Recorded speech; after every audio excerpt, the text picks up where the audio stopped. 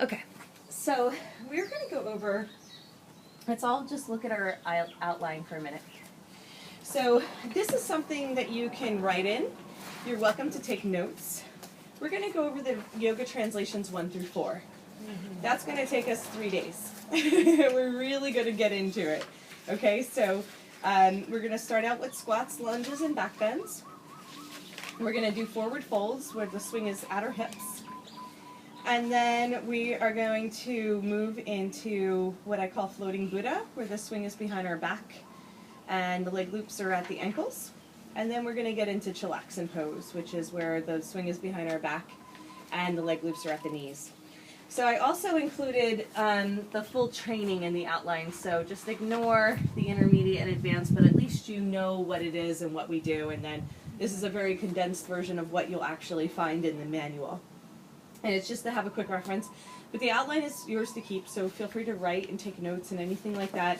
If you ever need a break and want to jump out of the swing, that's totally fine too. So we're going to start with the upright positions. When I say upright, that means the swing is going to go behind our upper back. And we're going to sit straight down. And I am going to put my glasses on, so I'm blinded. Okay, we're going to sit straight down and we're going to hook. Now, most people, when they get in the swing, they tend to look like this, okay? What we're going to do is, and from the conversation we just had, we're all going to learn how to be engaged but relaxed. Engaged but relaxed. That's the winning combination. So the swing is actually going to be, I'm going to turn around so you can see it a little bit better for just a moment. So the swing is actually like below the bra line, and then I pull my shoulders down, and it stays hooked. As soon as I let my shoulders come up and the swing comes up, this is when it gets really uncomfortable, particularly for the underarms. Okay, so can you see how I kind of bring it down real low and then I hook with my arms? And another way that you can keep the swing there is to do a forearm press. So in the forearm press, I'm pulling the lats down so my hips can drop completely. This is not it. You see the difference? This is it. What we want to do is get a long lumbar spine so we can traction the spine out of the pelvis and create space in between the vertebrae here. And that's what most people are missing, even in their traditional yoga poses. Nice, that's better. So you have to sit straight down. If you want to be really honest about it, you pick up your feet. Not by using your hands, you just pick up your feet. Yeah, and now put your feet down, leave the hips where they are. Do you see there was this, and then there's this? There's just that little shift. Exactly. Yeah, just a little quickie. Good. And now it's honest. Mm-hmm. Now all of your weight is being suspended. So let's see. Yeah, you're doing good. All right. So the forearm press is a really good one. So notice I can lift my heart a lot, but I'm still going to roll my pubic bone down to the ground. So press in so strong that the upper thoracic initiates the back bend. Really good. And my feet are wide and pointed out to 45 degrees. So walk them a little bit more forward for me there, Carol. There you go. See, there's a right angle with the knee that way? Mm-hmm. Beautiful. So I'm just going to block this on. There we go. Handy. And I'm going to do this tiny little shifts from side to side. Kitties are totally welcome, so that's fine. So shift from side to side, but keep rotating your pubic bone down towards the ground. Yeah. That little bit of difference, that like half an inch, was the difference between lower back pain and happy back. Happy lower back. Okay? So let's just take a moment to undulate. Bob, are you good back there? Yeah. Okay, you let me know if you need anything. Your swing is a little low, hun. Yeah, I know. Can't go any higher. Well...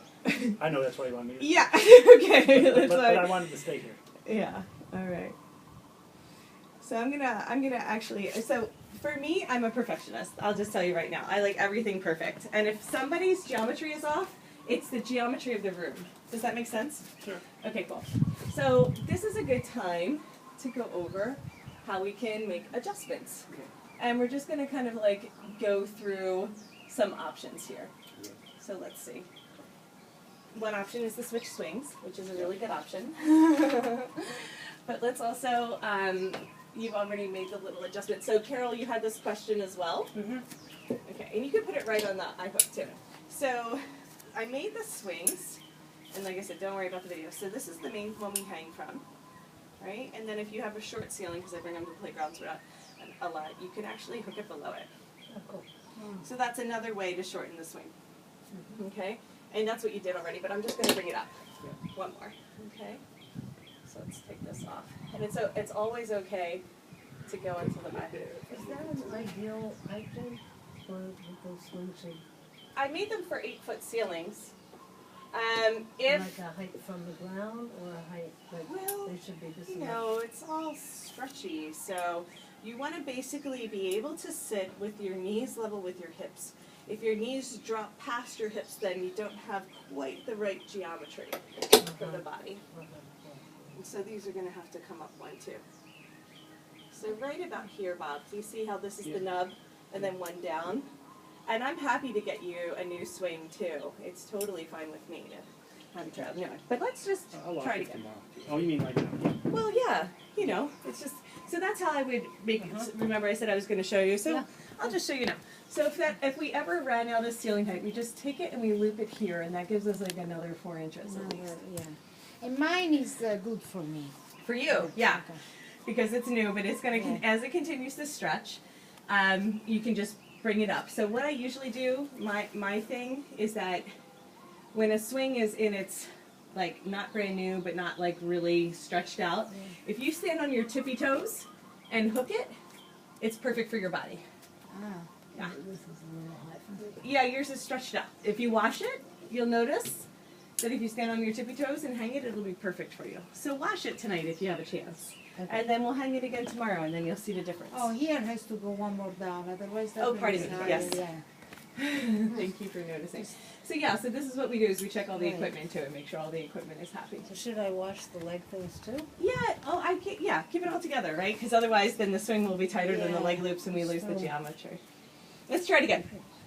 All right, so swing goes low. We drop our hips. We're going to use the forearm press. Just see if that's, yeah, that's good, Bob. And bring your feet wide. There you go. 45 degrees. So this is why I love to use the mats. So you've probably noticed the round mats. Yeah. I love them. Not only does it get out of the normal linear movements and the linear thinking that comes with the rectangle or square, but it really allows us to be informed by the multidimensional movements, the spins and the spherical nature and the angular momentum and stuff. And so when I'm in the swing, I hardly ever go side to side. I kind of push back and then around and push back and around. It's like we're tracing a semicircle. So you can bring your feet a little bit more forward, Nydia. Just go ahead and, yes, and drop a lot. Drop even more. Yeah, there you go. Do you feel the difference? Yeah. Just that little bit, and Yeah. now your lower back has some space. Really good. And then we're just going to press out from side to side. But try going back and around, semicircles. So if you wanted to know where we are in the manual and outline, we're in number 1. We're in our squats, our twists, and our back bends. Good. Now notice if there's a tendency to let the chest sink. And if that's a tendency, I want you to go ahead and do more of a press. And we're going to practice that for just a couple of breaths. We're really breaking it down. So what we're going to do is let the shoulders come up a little bit. So let yourself drop. You can keep the forearm press. Again, that was good too. That was different. And now you're going to lift. Yeah, and then you're going to drop. See if you can do that without moving your hips. Just isolate the upper chest. Yeah, and then drop. And so this is engaged, and then this is relaxed. Do you see that combination? Typically we'll do this and have the entire body working as like one solid unit, where we want to learn how to isolate different parts of the body. So just one more time, lift with the chest, and then drop. Yeah. So we leave the hips exactly as they are, so then we get, you probably start to feel the stretch. Can you feel the stretch through the belly? This is a part of the body that usually gets crunched. So when we get this length through the front of the spine, it is a tremendous amount of relief for the back of the spine. The spine is, spherical in nature and, a little bit of a column. So we want to keep that lift and drop the hips. It's almost as if we're pushing our hips down and lifting the chest. And just play with that. Really good. And then go ahead and see if you can add a little bit more. Every time we add something, we shift a little from side to side. Good. And we don't have the synchronized swim yet. We're just going to totally be free flow, freestyle. Just get a feel for the swing. And if you've been practicing a little while and this is a review, just kind of stick with us. We're going to add more onto it, but I do want to start out nice and slow, like this is the first time we're meeting, since it is. But you might, this might seem really basic, but this is how I start out with the swing every day. The dropping of the hips and the basic, like what we're going to do is start to loosen up the pelvis, like this little movement here, micro movements. If we don't get the twist going, then we're not able to rotate the pelvis, which is a floating mechanism, right? So we want to be able to get that side to side. So we first start out big, utilizing the leg, and then once we get that, we can start to do the tiny little undulations. So next question is, what do we do when our arms have had enough? They need a break. We can leave our feet where we are, and we're just going to press our legs straight back. Then we can release into a supported back bend. So twists, lunges, and back bends, right? So they all kind of go together. Now there's a couple different arm positions that I like. Straight overhead, so I know you're going to look at me just to check out what's happening, but after you see me, your chest points up towards the sky. Your head sinks back. So you can clasp your hands behind your neck to support the head, so it really feels relaxed, and this is called chillaxin arms. And then from there, let the elbows flare out wide, and we're just going to shift a little from side to side. Okay. So you're shifting the upper body? Just the upper body, yes. We're going to bend the knees in a minute, but just like a tiny little side body stretch, kind of like they do in Bikram, right? But don't go too far. It's like you're bringing your elbow to your knee, but if you go past that certain point of leverage, then you're just going to crunch instead of expand. So don't go too far. Just go enough where you're like a weeping willow, like just swaying from side to side. Okay? And now we're going to bend the knees and come down, forearm press. So we're going to revisit these things a couple times, so feel free to ask questions, like I said, okay? Try to use your forearm press and lift the chest. This will be good for you to, so this helps you find the lats, right? So do that a couple times. Mm-hmm. And then from here, we're going to do the tiny little, just the spirals in the hips. So what happens is, let's do this together now. So we have our right knee coming back. This is your left. You have your left knee coming back. Your right knee comes forward. Without moving anything, just the hips. See, my knees are going to stay in line with my ankles, so sometimes it feels like we want to collapse. And then we're going to pull the right knee back. Yeah, really good, my dear. That's it. So just see if you can start to wiggle. This is a movement that very few people ever do. It's just this tiny little, you got it. Yeah. This tiny little undulation from side to side. These micro movements start to loosen up the stickiness that happen in the body. Now, can you do this and still keep the shoulders down, right? Because we're engaged here but relaxed here. And so it's just like using different parts of the brain that will sync everything up.